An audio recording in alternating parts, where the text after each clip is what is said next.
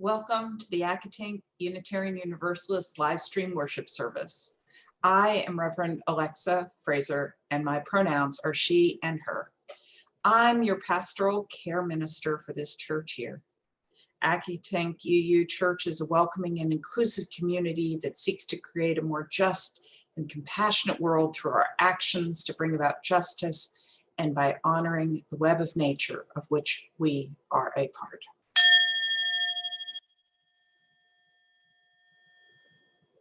All are welcome here, no matter whom you love, no matter your identity or heritage, no matter your beliefs or background, no matter your means or gifts. You are welcome here in this religious community. Welcome again. If you're new to Accotink and would like to talk more about this church, please be sure to reach out to me, to our minister, Reverend Pippin, or to a member of the board. Contact information is posted on our website. Our website is www.accotinkuu.org. And on our website, you can also check the online order of service on the worship section of the web page. And while you're on the website, be sure to check our events page for upcoming virtual gatherings and other news. And now, I invite you to close your other windows or apps and other devices, take a deep breath, and center yourself for worship. Alondria Williams, one of our denomination's great leaders, died this week. I've changed my call to worship to those that Reverend Karen Johnson wrote based on Alondria's own words. E, as they like to be called, was Black, non-gender conforming, young leader who stepped up when a leadership vacuum in our denomination made their presence needed. E was much too young. Honoring the life, marking the too soon death of this Unitarian Universalist is the frame for a call to all of us in this call to worship. Come, let us wear our faith as tattoos on our bodies. Come, let them be inscribed in our hearts, for they are testament to the blood, tears, dreams, and inspiration of ancestors and elders in our cherished community. Let us live into the truth that at the root of everything is community, love, and faith. Let us embody together something larger than our individual beliefs, connective tissue woven of the principles, values, and family we co-create together. Let us celebrate that we are the phoenix rising out of the ashes of the McCarthy era, also the civil rights, women's, and queer liberation movements.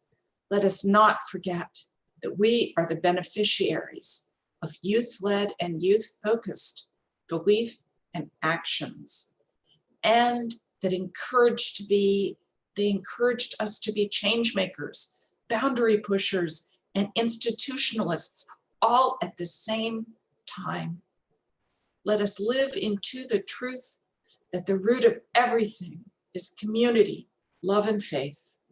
It is good that we gather together. And now let us begin our worship together with the chalice lighting. If you have one at home, please join me in lighting your own chalice.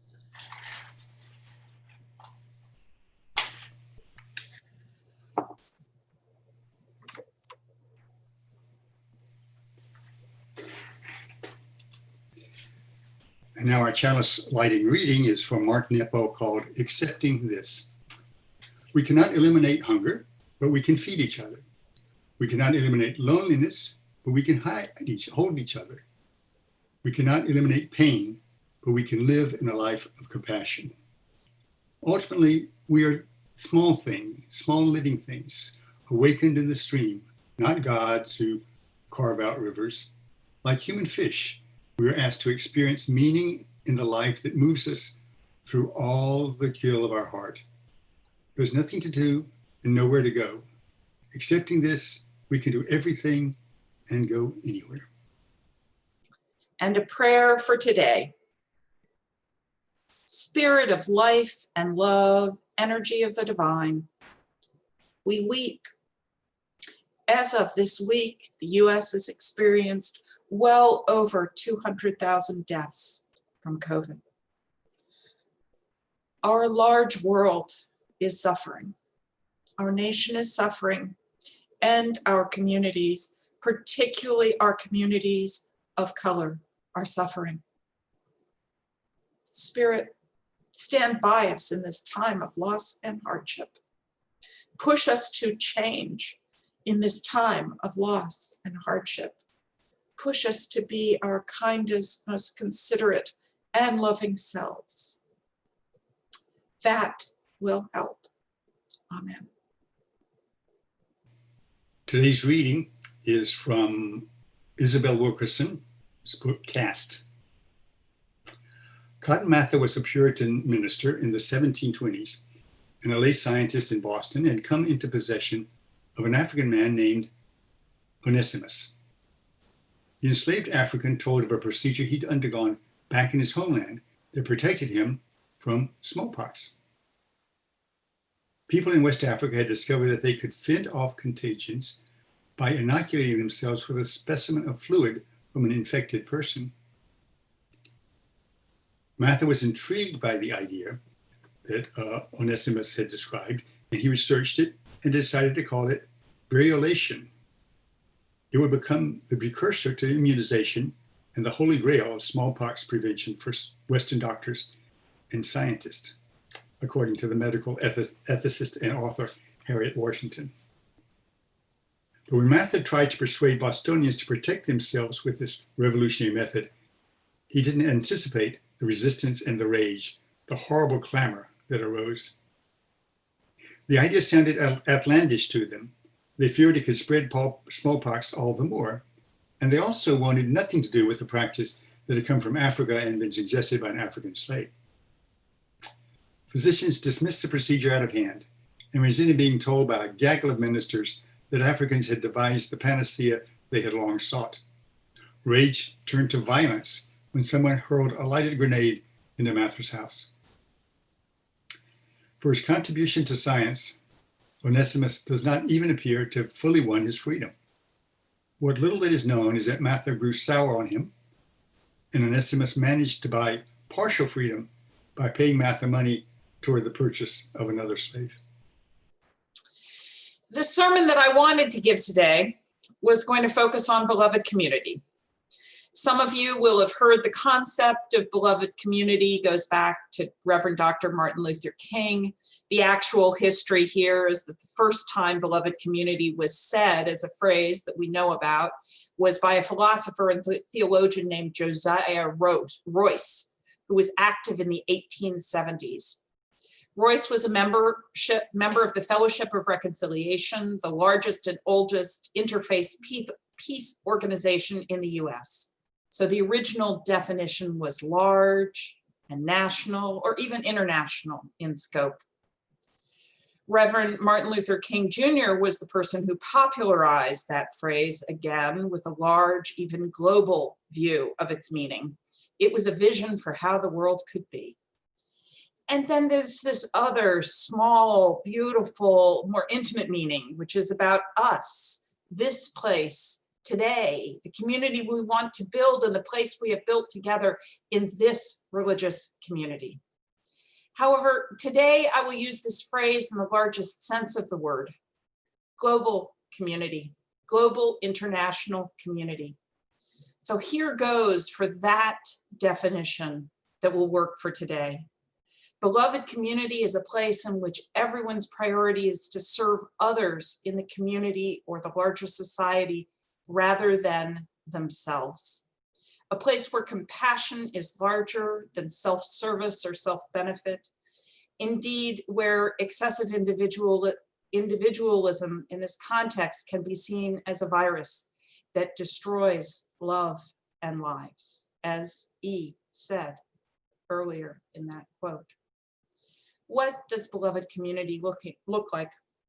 Following up on the idea that it is creating a safe place, a safe space where we act for the common good, one way to create beloved community where we are right now in the world is to wear a mask.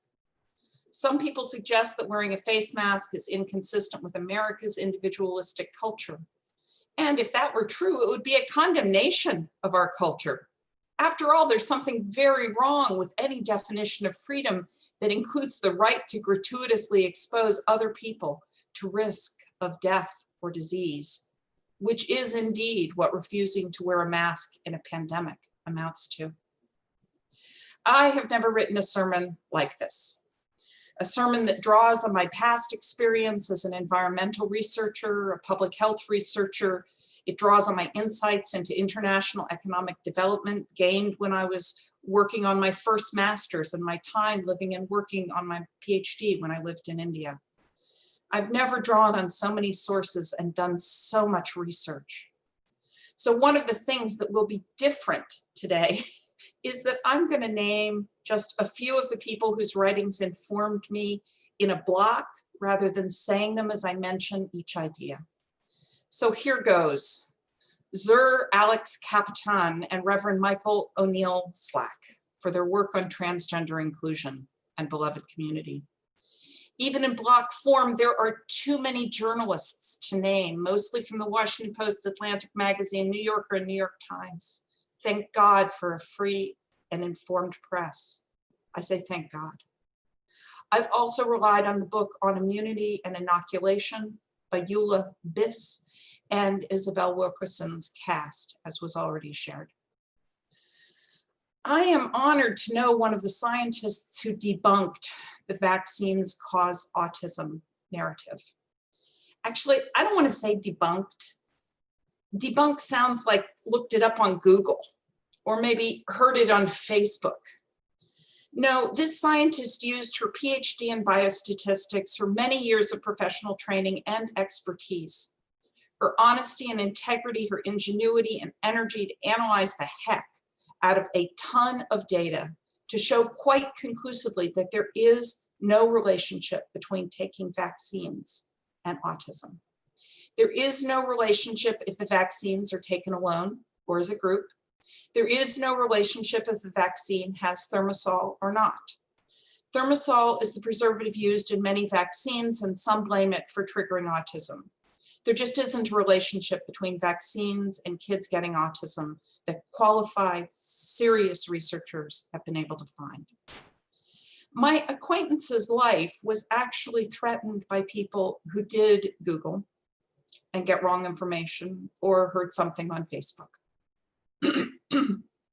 People who didn't want to do the work, who didn't understand the science, and who wanted her dead as a way around their own fears and uncertainties. And that concept of racing to a conclusion as a way around your own fear and uncertainties is going to repeat in this sermon. I am personally convinced that the person I know was right, and that the benefits of all the approved vaccines are real and worth risking whatever tiny risk of a sore arm or the one-off non-autistic weird reaction might be caused. Vaccines work in part because almost all of us use them. None are perfect. Most don't work for some people. And some people can't take them because of underlying medical conditions. As an example, I have a dear friend who is allergic to thimerosal. She can't take it. So we must all take vaccines so she doesn't have to. Vaccines work not because they are perfect, but because of the crowd. All of us in this larger, beloved community and beyond use them. So here we are in a pandemic, a time when we are all living with uncertainty, so much uncertainty. Originally, how is the disease spread? Will there be long-term consequences of getting it? How can I stay safe, get my kids back to school, myself back to work, return to physical presence in the school, in the church building? Sometimes I or we reach an opinion to establish certainty and avoid just staying with the discomfort of not knowing, even how much we don't know. Might that be some of what people who are super anxious about vaccines, COVID vaccines, are experiencing? And 9 months into this pandemic, we do know a lot. We know the current administration has handled this disease so poorly, we have among the world's highest rate of cases and deaths per 100,000, normalized, across population size in the world. This country of medical riches with generally spacious and commodious housing. Yes, here. We know masks really help to slow or prevent transmission. We know droplets, but also aerosols are responsible for transmission, and that fomite, that is object-borne transmissions, is quite rare. We know that people with no symptoms transmit the disease. We know that people of all ages get the disease and it is more fatal to some and others. We know no one can assume to be immune. We know much more now about how to treat people who get sick and more surviving acute infections than earlier in the pandemic. I think all of these things are known. Further, what I know, or what I believe is known, is that it will take a combination of continued safer behaviors, such as wearing masks and distancing, improved treatments for those who do get sick, tracing, testing, and yes, vaccinations to get us to the other side of this. You knew I was moving towards vaccinations, didn't you? Honestly, I live as if I am contagious. I really don't want anyone to get sick as a result of my actions or at all. And that is the best way that I know to keep others healthy. But that can't go on forever. We must figure out this vaccine thing, and I believe we must get vaccinated. In this way, create a beloved and safe community. So I thought that this sermon was going to be about my time working in hospitals as a chaplain and my understanding of the health risks that both medical professionals and people like janitorial staff take when they work in a hospital with every breath. When I was in one hospital, because I used to serve as a chaplain, I was responsible for Friday morning devotionals for the custodial and janitorial staff. Every Friday morning, I'd get there at shift change at 7 a.m. and tell a Bible story or some other supportive story, and then share a prayer with those frankly underappreciated, lovely people who did so much to keep the hospital clean and functional. I figured I'd talk with you about schools and the work of people I know and who work with disabled kids, English as a second language, ESOL teachers, kindergarten teachers. I'd have talked about how teachers need to be close to their students physically, and how both medical professionals and educators need to move to the front of the vaccine line that I imagined forming in my mind. Then I imagined talking about my time living in the developing world. I wanted to tell you about my friend and helper, Lali, from the time that I lived in India. Lali means little red because that was her favorite color. She and her mother lived in a slum in Jaipur in India, in a space a bit larger than a mid-sized bathroom here in America. They had 3 walls, not 4. With a latrine shared with several hundred neighbors and a tiny courtyard on which to cook. The courtyard was in spitting distance of several other families' cooking hearths. I wanted to remind you about tight living quarters, deep poverty, and low to no health infrastructure in the global South. I wanted to tell a story about adulterated medicines and hospitals with only family to serve patients.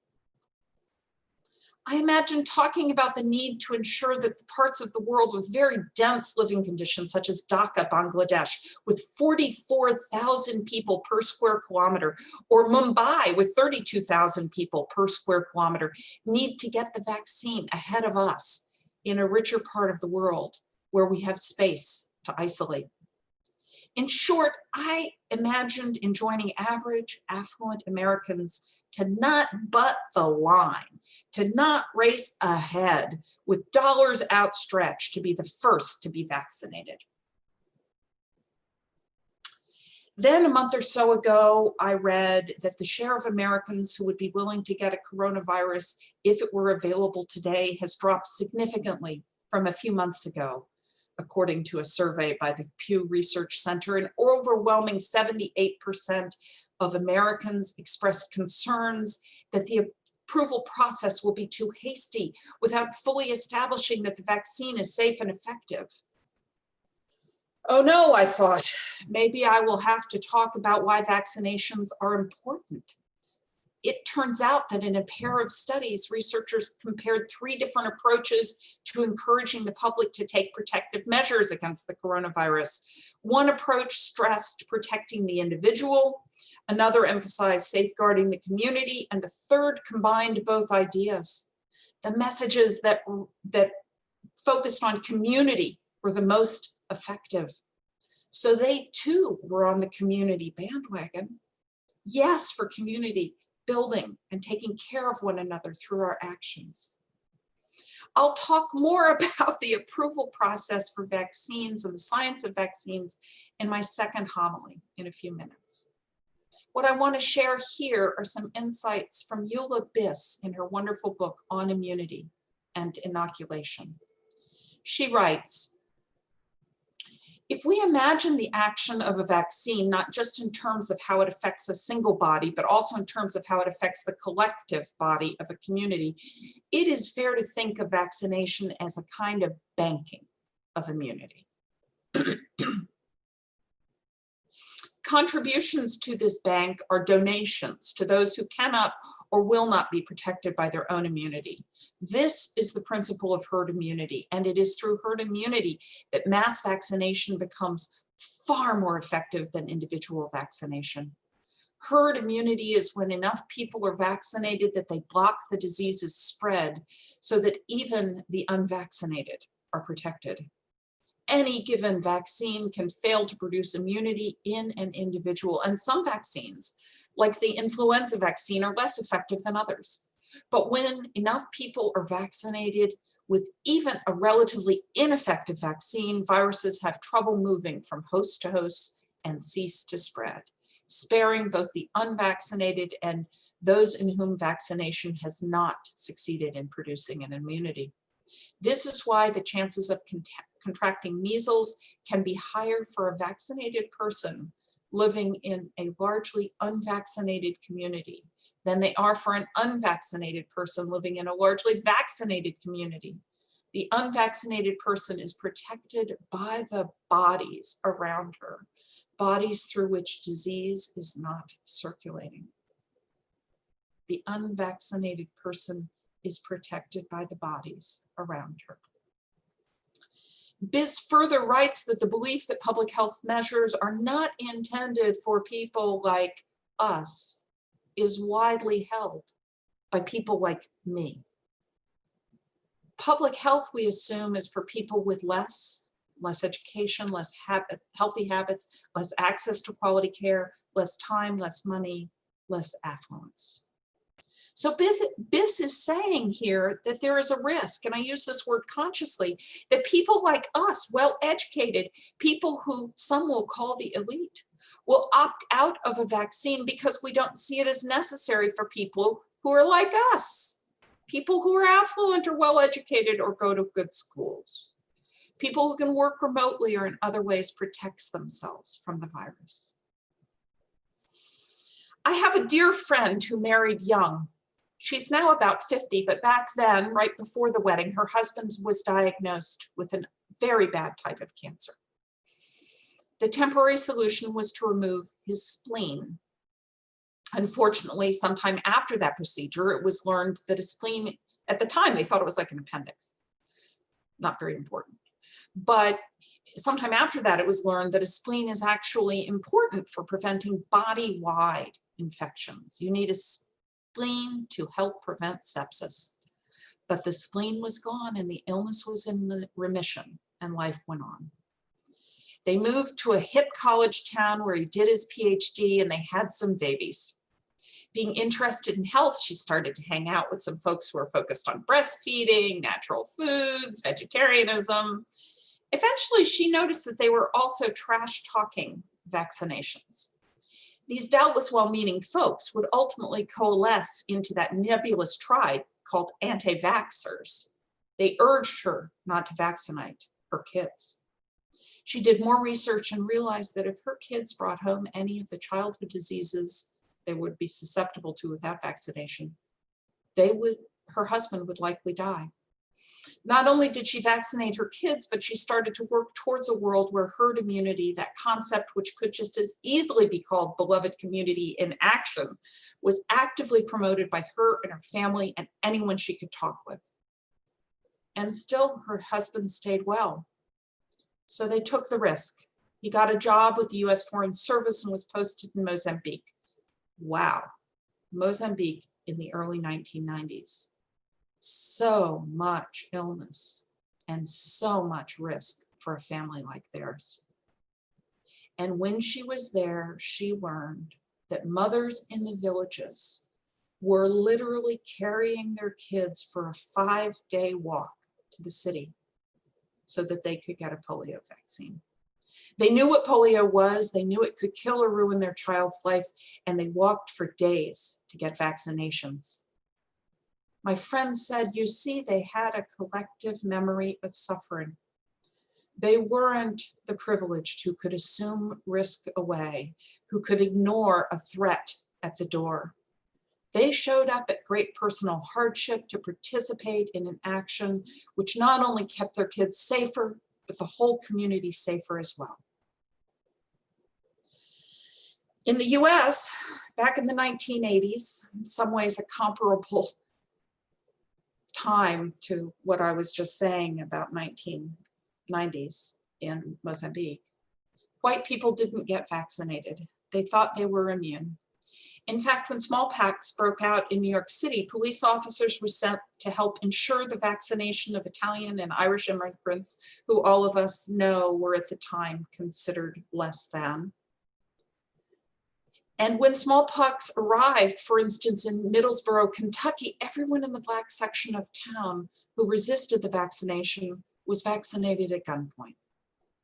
One could say that back in those opposite of beloved community times, campaigns against polio or diphtheria or whatever limited the spread of disease, but all of the risk of a vaccination, which back then, 120 years ago, could indeed lead to infections. I mean, the whole concept of infections was barely understood, but all of the risk was absorbed by the most vulnerable groups. The poor were enlisted as in the protection of the privileged. Let us not do that again. So first, I imagine talking about those of us who aren't immunocompromised or very elderly or working in nursing homes or living in assisted living or teaching kids, not working in a hospital. I imagine saying, don't rush to the head of the line because others need vaccines more than we do.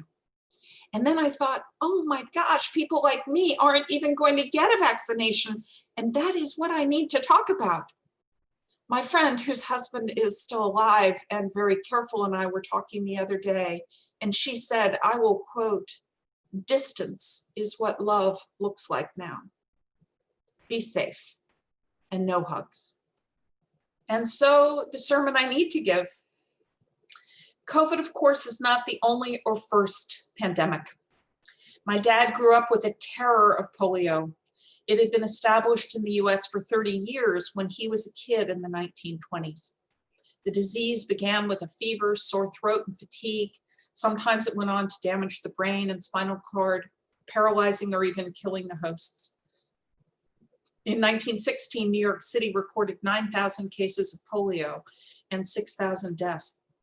Franklin Roosevelt, Alan Alda, Arthur C. Clarke, and so many others, Phil L. Parents refused to let their kids play outside. Cities introduced social distancing measures. Summer camps were canceled. Schools were shut down. Bars and theaters closed. Does it sound familiar? Quoting now from The New Yorker, as bad as polio was, it wasn't the only infectious disease stalking mid-century America. In the early 1900s, tuberculosis began to compete with influenza for the title of the world's deadliest disease. TB's toll was greatest among vulnerable populations, immigrants, prisoners, the poor. The death rate for minorities was 3 times higher than for whites. Does this sound familiar? A few months ago, the news cycle started to blow up with concerns that political appointees in the White House and the Center for Disease Control and Prevention, commonly called the CDC, at the Food and Drug Administration, the FDA, and elsewhere were planning to clear an inadequately tested vaccine for use for political reasons.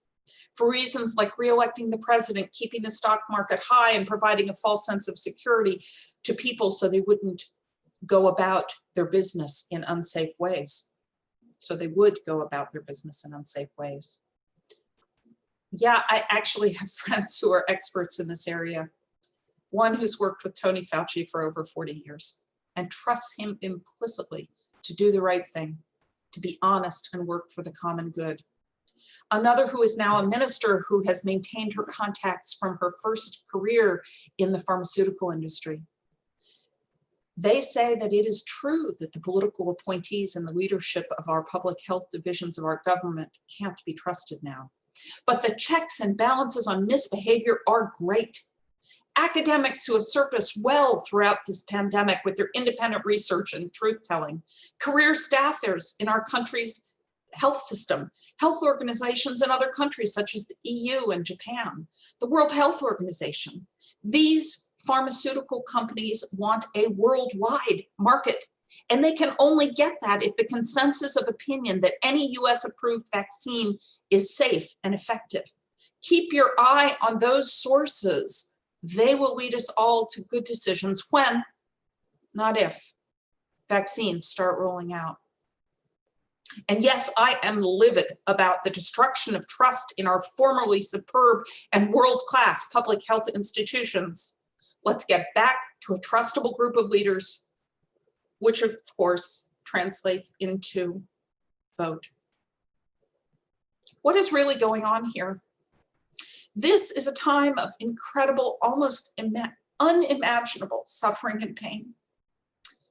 Many of us know people whose lives will be changed forever by the virus, by decisions made in the last few years, by the death of loved ones, and above all, the uncertainty of it all. Uncertainty is its own kind of pain, a pain that weighs on us, or at least on me, crushing hope and frankly, pushing me into pessimism or negativity. Yet Emerson said that only so far as people are unsettled is there any hope for any of us. Rev Schuller-Vogel points out that there is something sacred in this feeling of being uncomfortable. The unease serves as a bell of awareness, ringing an alarm that this world is not as it should be. Being spiritually resistant means staying strong and letting ourselves sit in this discomfort. Or in the words of Reverend Joanna Macy, we learn again that hardest, most rewarding of lessons, how to make friends with uncertainty, how to pour your whole passion into a project when you can't be sure it's going to work.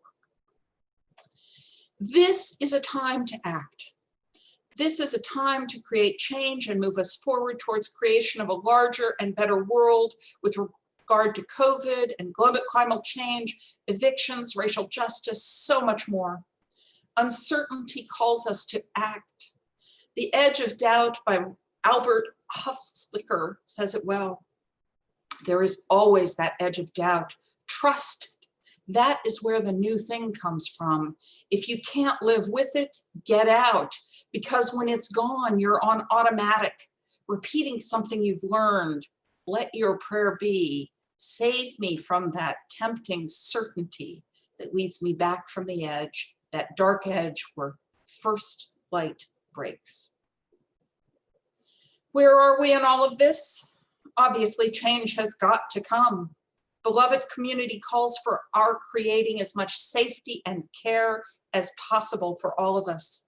It calls for figuring out that the vaccines are safe when they are released, using academia, career professional health staff, WHO, and others to do so. Yes, and Tony Fauci. I am livid about the destruction of trust in our institutions, but I am determined to frame that as temporary. When the science is allowed to roll ahead, we must rebuild and repair the reputation of those institutions and rely on them again for the guidance they have and will continue to provide us. There is a risk of this whole episode making things worse for vaccination support in general. We can't let that happen. And underlying it all, vote, friends, vote like your life depends on it. I will vote. I have given and given generously to organizations seeking to get out the vote. When we vote, change can happen. And yes, I will gladly receive the vaccine when it's been adequately and appropriately, that is scientifically tested. Again, I say, this is what love looks like now. Safe behavior, vaccination when I can get it, not butting into line, but also working to create beloved community through my actions. Yes to vaccination and no hugs. Blessed be, and amen. Though we will extinguish our chalice flame, we carry within us what we kindled, the light of inspiration, warmth of compassion, the fire of commitment. May we bring these gifts into our lives and share them radiantly out in the world. I invite you now to join with us in our community blessing with these words of David Bumbaugh. This church is dedicated to the proposition that behind all our differences and beneath all our diversity, there is a unity that makes us one and binds us forever together in spite of time, death, and the space between the stars. We pause now in silent witness to that unity. Our story today focused on the change one sees looking into a kaleidoscope. Every image is a vision of beauty. How can it be that beauty comes out of a few colored glass or plastic beads and a paper clip? Every image is different, sometimes so different that one can't even imagine. They all come from the same group of objects. And yet it is true. Change is coming, folks. All the pieces for endless beauty and splendor are near. Make the change happen. Blessed be.